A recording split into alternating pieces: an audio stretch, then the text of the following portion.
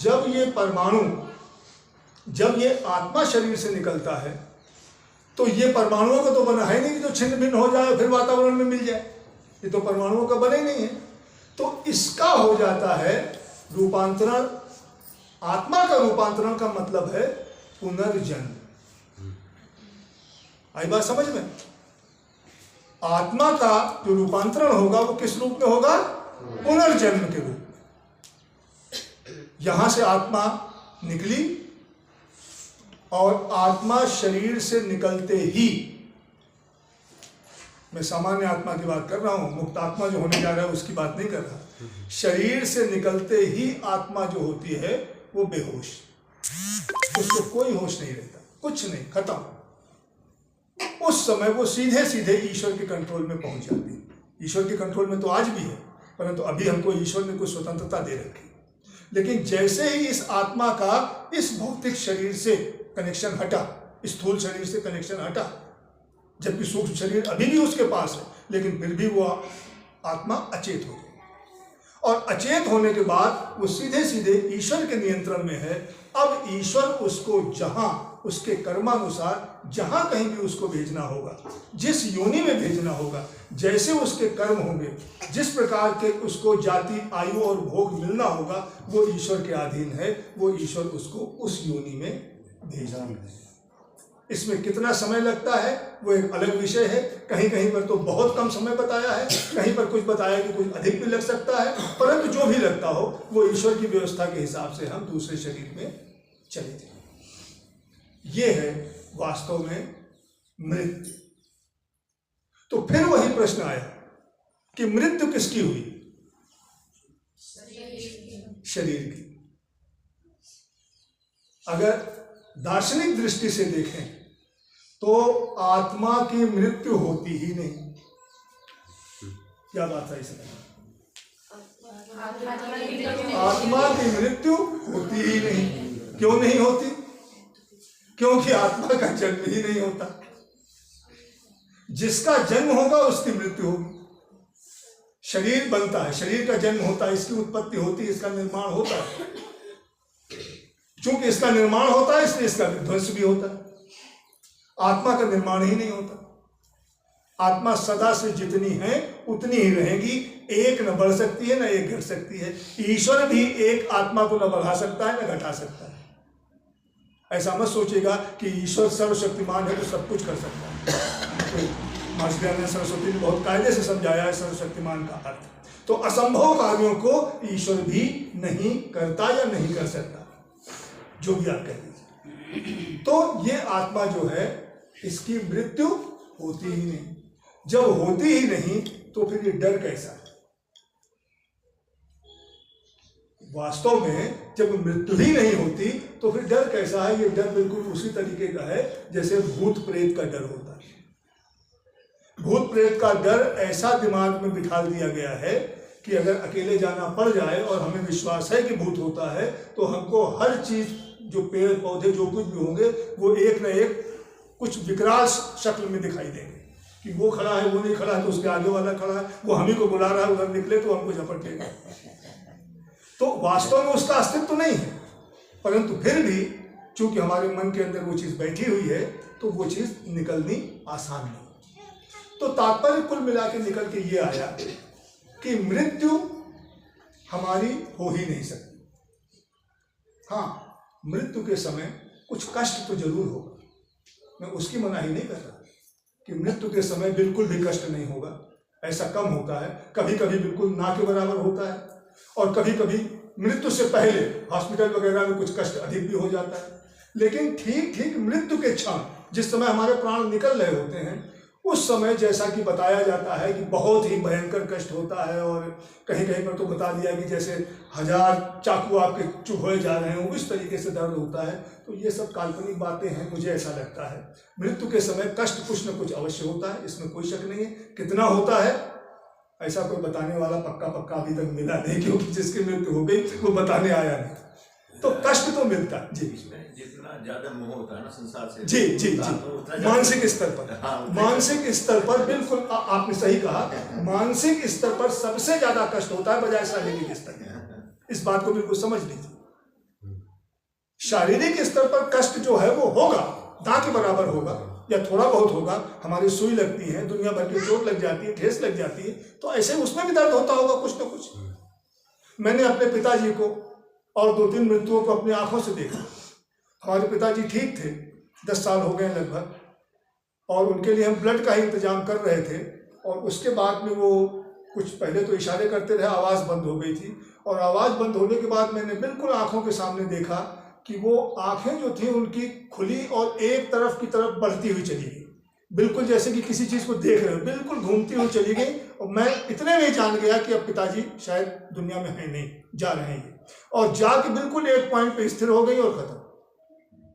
अब उतनी देर में जो भी कष्ट हुआ, मैं ये नहीं कह सकता कि कष्ट नहीं हुआ, परंतु जैसा कि अभी आदरणीय भाई साहब ने बताया कि जो मानसिक स्तर पर कष्ट है वो बहुत भयंकर है कि मेरा परिवार छूटा जा रहा है, मेरा जो इतनी संपत्ति इकट्ठी करी है ये छूटी जा रही है, नाना प्रकार के जो हमने संबंध बनाए हुए थे ये सब छूटे जा रहे हैं। इनको सोच सोच कर व्यक्ति अधिक दुखी होता है और इनको वो 100% दूर कर सकता है। देखिए, शारीरिक कष्ट यदि होता है, थोड़ा बहुत जो भी होता है, उसको आप 100% दूर नहीं कर सकते, उसे आप सहन करिए। मेरी बात आई समझ में? शारीरिक स्तर पर जैसे मान लीजिए कि आपको एक ऑपरेशन करवाना है, अब ऑपरेशन में मान लीजिए कि साहब इंजेक्शन ही लगेगा, लेकिन इंजेक्शन में भी तो कष्ट होगा भाई। वो उसको क्या कर देंगे, बेहोशी दे देंगे आपको, तो एनेस्थीसिया दे देंगे, तो उस एनेस्थीसिया के लिए भी तो आपको कुछ ना कुछ इंजेक्शन वगैरह का कष्ट सहना पड़ेगा कि नहीं सहना पड़ेगा। फिर बाद में बैंडेज होएगी, बैंडेज खोला जाएगा, पट्टी करी जाएगी, कुछ ना कुछ तो कष्ट होगा। तो उसके लिए तो यदि आपके अंदर सहन शक्ति अच्छी है तो आप उसको सहन करें। सहन करने से वो कष्ट घट जाता है, उतना कष्ट नहीं रहता। परंतु दूसरा कष्ट जो सबसे भयंकर है वो है मानसिक स्तर का कष्ट। और मानसिक स्तर का कष्ट यदि हम आप चाहें तो 100% दूर कर सकते हैं, 100% दूर हो जाए। बाल के बराबर भी मानसिक कष्ट नहीं बचेगा, जिससे कि सबसे ज्यादा व्यक्ति परेशान है। सबसे ज्यादा मानसिक कष्ट से परेशान है। शारीरिक कष्ट तो कभी कभी आता है, कभी हम बीमार हो गए, कभी हॉस्पिटल में चले गए, लेकिन मानसिक कष्ट तो सुबह जब से आंख खुलती है तभी से विचार शुरू हो जाता है कि अच्छा वहां भागना है, वहां भागना है, वो काम करना है, ये काम करना है। एक तरीके से छोटा मोटा वो कष्ट ही है। और कोई बड़ा कष्ट आ गया, किसी की मृत्यु हो गई, किसी की डेथ हो गई, तब तो फिर लोगों की पता नहीं क्या क्या हालत हो जाती है। तो इसका मुख्य कारण क्या है, ऐसा क्यों होता है? इसका मुख्य कारण है जो शास्त्रों में बताया है, वह है मिथ्या ज्ञान, उल्टा ज्ञान, विपरीत ज्ञान। जब तक ये मिथ्या ज्ञान, उल्टा ज्ञान, विपरीत ज्ञान, इसी को कहते हैं अविद्या, जब तक ये अविद्या रहेगी तब तक इस प्रकार का कष्ट तो रहेगा ही रहेगा, आप इसको दूर नहीं कर सकते। आई बात समझ में? ये जो अविद्या है ये वास्तव में हमारे जन्म का कारण है। हमारा जन्म हुआ क्यों, थोड़ा सा इस विषय पर चर्चा कर लेते हैं। फिर लगभग 15 मिनट के समय है। मृत्यु के बारे में समझ में आ गया कि हमारी मृत्यु नहीं होती, परंतु फिर भी अब एक प्रश्न दूसरा रह गया है कि चलिए मृत्यु नहीं होती, ठीक बात है, आखिर हमारा जन्म क्यों होता है? जन्म के बाद तो फिर मृत्यु होनी ही होनी, कष्ट तो मिलना ही मिलना है, भले हमारी आत्मा की मृत्यु हो या ना हो, लेकिन कुछ ना कुछ कष्ट तो मिलेगा ही मिलेगा। तो आखिर हमारा जन्म ही क्यों हुआ? जन्म ही ना होता, ईश्वर ने हमको क्यों जन्म दिया? ईश्वर ने आपके भले के लिए ही जन्म दिया है, इस बात को दिमाग में बिठा लीजिए। ईश्वर आपका अहित तो दूर रहा, हित ही हित चाहता है, कल्याण ही कल्याण चाहता है। यदि ईश्वर ने हमको जन्म न दिया होता तो आज हम पत्थर के समान पड़े होते एक स्थान पर। हमारे में और पत्थर में, इस आत्मा में और पत्थर में कोई भी अंतर नहीं है, एक अंतर को छोड़कर। हमारी आत्मा को यदि ईश्वर ये सूक्ष्म शरीर और ये स्थूल शरीर न दे तो ये आत्मा भी वैसे ही पत्थर के समान, जड़ के समान चुपचाप पड़ा रहेगा। इसको ये भी होश नहीं होगा कि हम आत्मा है, कुछ नहीं, जैसे बेहोश, जैसे आईसीयू के अंदर लोग जो होते हैं कोमा के अंदर चले जाते हैं, वो स्थिति आप समझ जाइए। बस अंतर केवल इसमें हमारी आत्मा में और पत्थर में इतना ही है कि पत्थर को आप सूक्ष्म शरीर और स्थूल शरीर बना के दे भी दो, कारण शरीर बना के दे भी दो, तो भी उसके अंदर कोई चेंज नहीं होगा, कोई चेतना प्रकट नहीं होगी। जबकि इस आत्मा को अगर ईश्वर ये सारे साधन बना के दे देता है तो फिर ये क्या होता है, इसके सारे गुण विकसित हो जाते हैं और ये एक चेतन के तरीके व्यवहार करना शुरू कर देता है। इतना ही अंतर है हमारे में और पत्थर में। ये ईश्वर की कृपा है कि इस पत्थर जैसी आत्मा को उसने सारे साधन देकर हमको कार्यक्षम बना दिया, हमको आगे बढ़ने के अवसर प्रदान कर दिया। तो वास्तव में ये जन्म क्या है, तो इसके लिए एक सूत्र है, उसको थोड़ा सा आप देखें। आप लोगों ने बच्चों ने हो सकता है सुना भी हो, मेरे साथ बोले, दुख, जन्म, प्रवृत्ति, दोष, मिथ्या जाना नाम। आगे का छोड़ दीजिए, इन्हें 5 को पकड़ लीजिए बस, ठीक है। सबसे लास्ट में आया है मिथ्या ज्ञान। मिथ्या ज्ञान तो मैंने अभी आपको बताया, विपरीत ज्ञान, उल्टा ज्ञान, या इसी को कहते हैं अविद्या, इसी को कहते हैं अविवेक। जो जैसा नहीं है उसको वैसा समझना, ये क्या है, उल्टा ज्ञान। और जो जैसा है उसको वैसा नहीं समझना, ये भी उल्टा ज्ञान। तो सत्य ज्ञान क्या है, जो जैसा है, जो पदार्थ जैसा है उसको वैसा ही समझना, यह है तत्व ज्ञान। आज से लगा के पता नहीं हम लोग कब मोक्ष से लौट के आए होंगे, कितने जन्म हो गए होंगे, मोक्ष में तो कभी न कभी गए होंगे और फिर जाएंगे, इसमें कोई शक नहीं है, सभी जाएंगे, चींटी भी जाएगी एक न एक दिन, हम लोग तो मनुष्य हैं। तो कितने जन्म हम जो है मोक्ष से लौट के आए, पता नहीं 10,000 जन्म हुए, 50,000 जन्म हुए, 10 लाख जन्म हुए, 5 लाख जन्म हुए, कितने लाख जन्म हुए। हर जन्मों में हम कर क्या रहे हैं। पिछले चलिए पशु पक्षियों के कितनी बार पशु पक्षियों में गए, उसको फिलहाल आप छोड़ दीजिए, आप मनुष्य जन्मों को देख लीजिए। तो हर बार अगर हमको मनुष्य जन्म मिला तो हमने मनुष्य जन्म में किया क्या, थोड़ी बहुत पढ़ाई कर ली होगी, अगर अवसर मिला होगा, परिवार मिला होगा, उसके बाद क्या हुआ होगा, कुछ धन कमाने का उपाय कर लिया होगा, शादी विवाह कर लिया होगा, नाती पोते और उन सबसे हम बिल्कुल भर गए होंगे। और उसके बाद क्या हुआ होगा कि एक दिन हमारा बुढ़ापा आ गया होगा, या अगर बीच में कोई अवसर आ गया मृत्यु का तो वो भी आ सकती है, और इस दुनिया को छोड़कर हम चले आए होंगे, दूसरे शरीर में आ गए होंगे। यदि हमारे अच्छे कर्म होंगे तो हमको पुनः मनुष्य का शरीर मिल गया होगा, यदि बुरे कर्म होंगे तो फिर हम कुत्ता और बिल्ली और बंदर और सुअर और कीड़े मकोड़ों में गए होंगे, वहाँ नाना प्रकार के कष्ट सहे होंगे। वहाँ जब हमारे पाप कर्मों का क्षय हो गया होगा, पाप और पुण्य बराबर हो गए होंगे, तो ईश्वर की व्यवस्था से हमें फिर मनुष्य का शरीर मिल गया होगा। उस मनुष्य के शरीर में हमने क्या किया, शादी करी, विवाह किया, खाया पिया पहना, दुनिया भर का नाच गाना करा, और उसके बाद फिर क्या हुआ, मर गए। मरने के बाद फिर वही क्रम चलता रहा।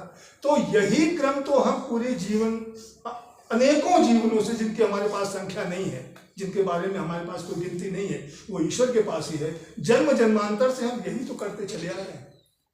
हम अविद्या को हटा ही नहीं रहे, हर जन्म में हम उसे अविद्या को लपेट लेते हैं। ये जन्म निकल गया, अगले जन्म गए, फिर अविद्या को लपेट लिया। तो ऋषि क्या कह रहे हैं कि ये जो मिथ्या ज्ञान है, 4 प्रकार का ज्ञान होता है। एक होता है मिथ्या ज्ञान। मिथ्या ज्ञान का मतलब जो वस्तु जैसी है उसको वैसा न समझना, उल्टा समझना, ठीक है। दूसरा कैसा होता है, संशयात्मक ज्ञान।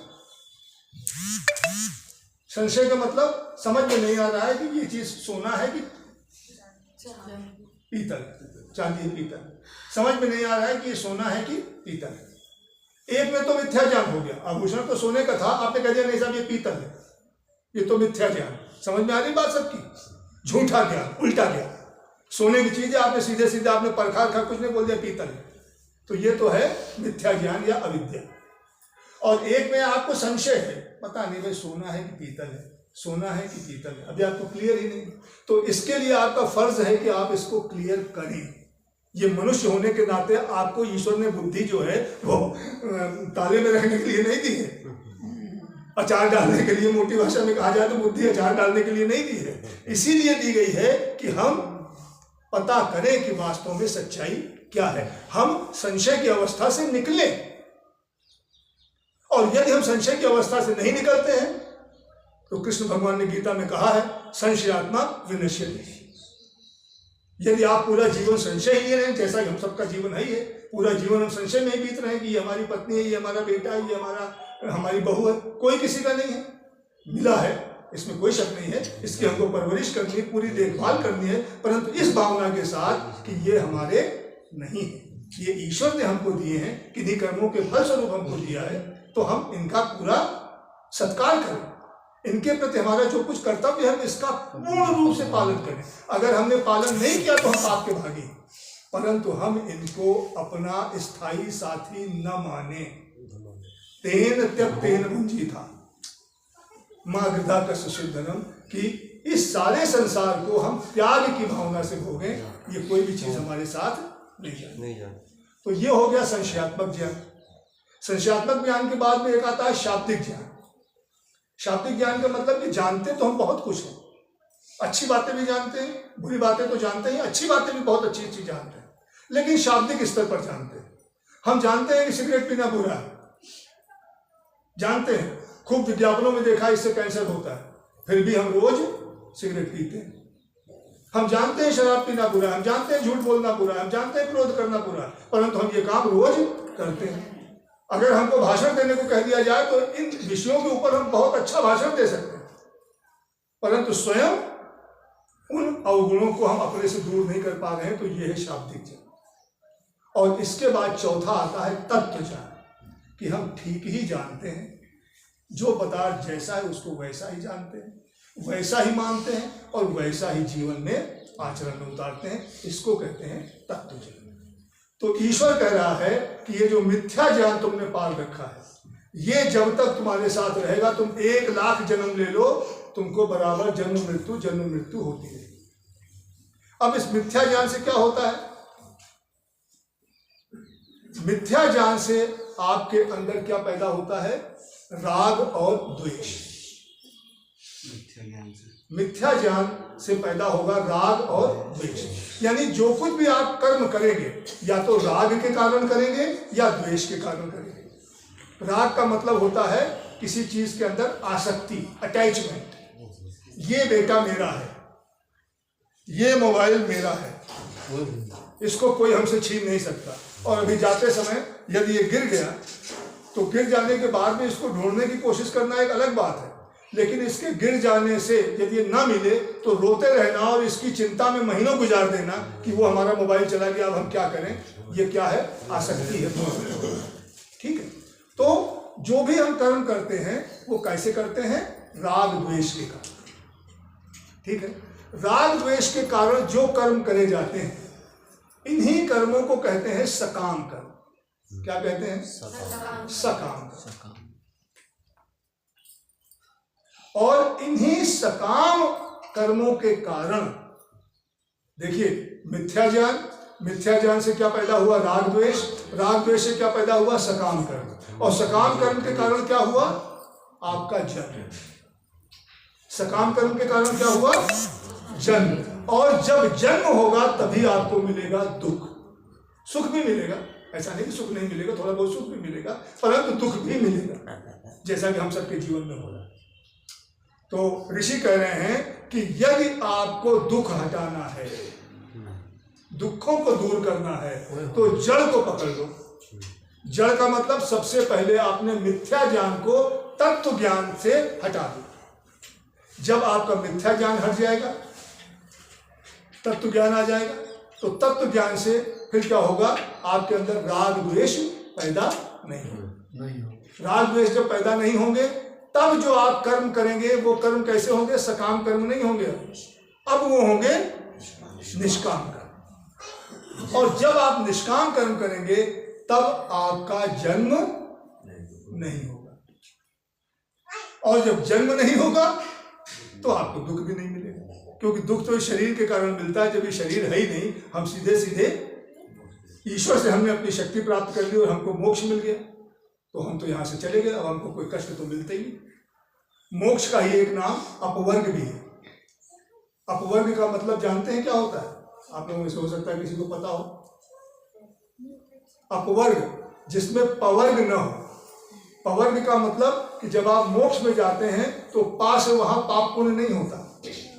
वहां ना तो कोई कर्म पाप वाला है ना कोई कर्म पुण्य वाला है, वहां तो आप बस केवल ईश्वर के आनंद में रहें। जब पाप पुण्य नहीं आप कर रहे हैं तो पा के बाद फा आता है, उसका कोई फल भी नहीं है। वहां के किए हुए कर्मों का कोई फल नहीं। ठीक है, पा फा बा, बा से क्या होगा?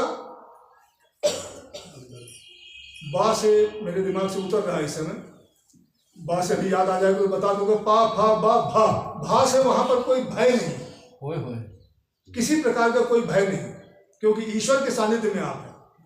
और मां से मृत्यु, यानी वहां पर कोई मृत्यु नहीं, क्योंकि शरीर ही नहीं है तो मृत्यु क्या होगी? आगे बात समझ में? तो अब मोटे रूप में 2 लाइनों में मैं अपनी बात को समाप्त कर रहा हूं। ये जन्म हमको मिला है किस कारण से? सकाम कर्म। किस कारण से ये जन्म मिला? सकाम कर्म। जब जन्म मिला तो मृत्यु भी होगी, नाना प्रकार के कष्ट भी होंगे, और इस जन्म को, इस जन्म मृत्यु के बंधन को हम दूर कैसे करेंगे? ये बंधन मिला है सकाम कर्मों के कारण, और ये बंधन कटेगा कैसे? निष्काम कर्म के कारण। कर्म दोनों में आपको करना है। यदि बंधन चाहते हैं इसको सकाम कर्म करते रहिए, जन्म आपको मिलता जाएगा। कभी आपको मनुष्य योनि मिलेगी, कभी आपको पशु पक्षियों की योनि मिलेगी आपके कर्मानुसार, कभी आपको मनुष्य में भी अच्छी योनि मिलेगी, कभी आपको मनुष्य में भी निम्न स्तर की योनि मिलेगी, कभी आपको बिल्कुल कीड़े मकोड़ों की योनि में जाना पड़ेगा यदि आपके पाप कर्म अधिक हुए, कभी आपको वनस्पतियों में जाना पड़ेगा। नाना प्रकार के कष्ट इसके अंदर है। सुख थोड़ा सा है और कष्ट अधिक है। और यदि आपने निष्काम कर्म किए तो आपका जन्म रुक जाएगा। जब जन्म रुक जाएगा तो मृत्यु भी रुक जाएगी और आपका मोक्ष हो जाएगा, जो कि हमारे जीवन का अंतिम लक्ष्य है, जो कि किसी की समझ में बड़ी कठिनाई से आता है। मोक्ष का विषय कठिनाई से हमारी समझ में आता है, परंतु फिर भी आप विचार करिएगा इसके ऊपर कि हमें किस प्रकार से हम इस बंधन में आए और किस प्रकार से हम इस बंधन से निकल सकते हैं।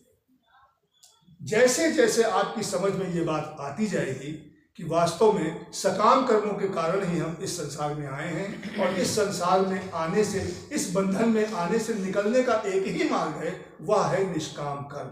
जब ये बात समझ में आएगी तब फिर आपको इस विषय में और गहराई से उतरने की स्वतः आपके अंदर ये जिज्ञासा पैदा होगी। और इसी के लिए हमारे ऋषियों महर्षियों ने, विशेषकर हमारे पतंजलि मुनि जी ने पूरा योग शास्त्र बनाया है, जिसका मकसद ही है, जिसका उद्देश्य है कि मनुष्य इस जन्म मरण के बंधन से मुक्ति को प्राप्त कर सके। मैं आशा करता हूं कि आप सभी लोग इन विषयों के ऊपर थोड़ा सा, खास तौर से जो हमारी बच्चियां हैं और जो भी बड़े लोग हैं, इसके विषय पर विचार करें। इसमें एक शब्द भी मेरा नहीं है, ये सारे के सारे शब्द ऋषियों के हैं, मुनियों के हैं। यदि हम इस भवसागर से, यदि हम इस बंधन से निकलना चाहते हैं तो इस बंधन में आने का एक ही मार्ग था, वो था सकाम कर्म, क्योंकि हमारे अंदर मिथ्या ज्ञान है। और इस बंधन से निकलने का भी एक ही द्वार है, वो है निष्काम कर्म, जिससे कि हम इस बंधन से दूर हो सकते हैं। और निष्काम कर्म हम तभी करेंगे जब हमको तत्व ज्ञान होगा, जब हमारा मिथ्या ज्ञान समाप्त हो जाएगा। इन्हीं शब्दों के साथ मैं अपनी वाणी को विराम दे रहा हूं।